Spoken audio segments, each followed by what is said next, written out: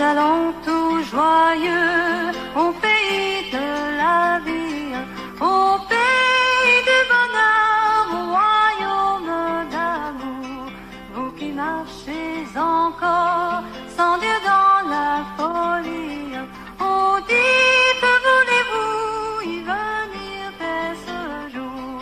Voulez-vous y venir dès ce jour? Oh, voulez-vous venir à ce Dieu plein d'amour?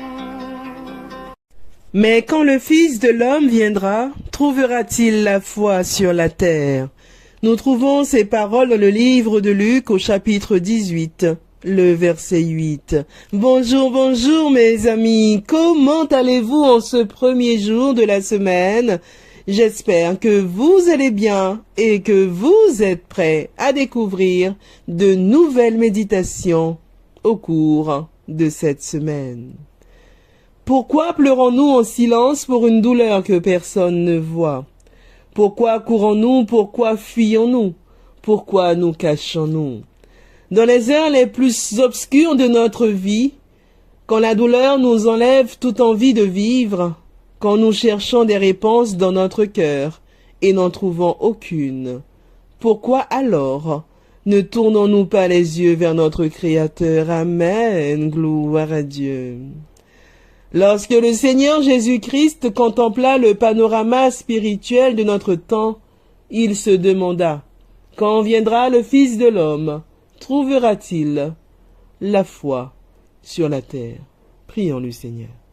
Tendre Père des cieux, nous te disons merci pour ton amour, pour ta miséricorde envers nous, pour le sacrifice de Jésus-Christ, notre Seigneur et Sauveur. Nous voilà à tes pieds en ce matin. Nous te disons merci de nous avoir fait grâce en nous conservant le souffle de la vie. Nous te demandons pardon, ô Père, car nous avons péché devant ta face. Veuille dans ton amour nous laver, nous purifier dans le sang de l'agneau, et nous aider chaque jour à marcher de sanctification en sanctification. Oui, Père, puisses-tu nous y aider. Nous te disons merci pour la méditation de ce matin. Quelle bonne nouvelle, Jésus-Christ revient. Prépare-nous pour ce grand et glorieux retour et aide-nous, quoi qu'il advienne, à te rester fidèle. Merci encore pour toutes ces paroles de vérité. Nous te prions, Père, pour toutes les personnes qui crient à toi, puisses-tu dire un mot. Merci encore pour tout. Je ne t'ai pas prié parce que je suis bonne et digne à tes yeux, mais je t'ai prié dans le précieux nom de Jésus-Christ, ton Fils, qui vit et qui demeure au siècle des siècles. Amen. Mes amis, notre méditation de ce matin a pour titre « Jésus-Christ revient, Amen, Amen, gloire à Dieu ». Notre verset à mémoriser, nous le trouvons dans le livre de l'Apocalypse au chapitre 21, le verset 4 qui nous dit ceci « Il essuiera toute larme de leurs yeux, et la mort ne sera plus, et il n'y aura plus ni deuil, ni cri, ni douleur, car les premières choses ont disparu. » Amen. Ce matin, je vais vous raconter l'histoire de Victor. Nous vivons dans un monde de douleur et de mort. Mais qu'est-ce que la mort pour un chrétien?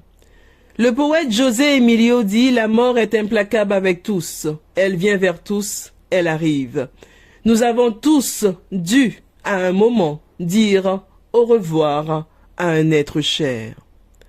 Un jour, au cours du dernier semestre de ses études, Victor a décidé de passer dire au revoir à sa grand-mère qu'il voyait très affaiblie. « Mon petit, lui a-t-elle dit, j'ai fait un rêve sur le retour du Christ. Toi, qui vas être pasteur, dis-moi si Jésus-Christ va revenir. Cela fait 40 ans que j'attends son retour. Dis-moi, mon fils, va-t-il revenir ?»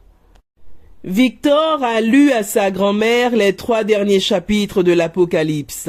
Ils ont prié ensemble et Victor a vu la foi de sa grand-mère se renforcer. Amen. Une semaine plus tard, elle fermait les yeux pour se reposer dans cette bienheureuse espérance. Elder était un camarade de Victor, de la faculté de théologie. Le dernier été de colportage, il a commencé à ressentir des douleurs dans le dos. Les examens ont confirmé qu'il souffrait d'un cancer du poumon. La nouvelle a secoué la famille et l'entourage de Victor, car il était sur le point de réaliser son rêve d'être pasteur. Mais malgré sa maladie en phase terminale, il a participé à la remise des diplômes. Quelques mois plus tard, Elder s'endormait dans le Seigneur. L'apôtre Paul rappelle, car le Christ est ma vie et la mort m'est un gain. Nous trouvons ces paroles dans l'épître aux Philippiens au chapitre 1, le verset 21. Victor avait prié pour sa grand-mère et pour son ami Elder, demandant à Dieu de prolonger leur vie. Mais Dieu a accompli sa volonté et aujourd'hui, tous les deux se reposent en attendant le retour de Jésus-Christ. Et c'est un gain. Amen, amen. Gloire à Dieu. L'espérance ne s'arrête pas dans la tombe pour les chrétiens. Oh non. De même que la tombe ne put retenir le Fils de Dieu, elle ne retiendra pas non plus nos êtres chers qui sont morts dans la foi. Amen. Gloire à Dieu. Car l'heure vient où tous ceux qui sont morts dans les sépulcres entendront sa voix et en sortiront. Amen. Nous trouvons ces paroles dans le livre de Jean au chapitre 5, le verset 28. Oui, mes amis, répondons à cette question. Mais qu'est-ce que la mort pour un chrétien? La mort est un doux sommeil qui prendra fin au retour de Jésus-Christ. Amen.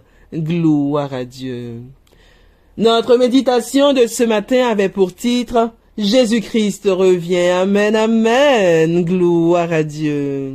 Notre verset à mémoriser, nous le trouvons dans le livre de l'Apocalypse au chapitre 21, le verset 4 qui nous dit ceci « Il essuiera toute larme de leurs yeux et la mort ne sera plus. Et il n'y aura plus ni deuil, ni cri, ni douleur, car les premières choses ont disparu. » Oui, mes amis, nous ne devons pas craindre la mort parce que c'est certain, Jésus-Christ reviendra et essuiera toute larme de leurs yeux, et la mort ne sera plus, et il n'y aura plus ni deuil, ni cri, ni douleur, car les premières choses ont disparu. Amen. Gloire à Dieu. Oui, mes amis, Jésus-Christ revient. Soyons-en sûrs, il revient. Amen. C'est sur ces paroles que je vous souhaite une excellente journée dans le Seigneur. Que Dieu vous bénisse. Et je vous dis à mercredi, Dieu voulant, pour notre histoire biblique de la semaine.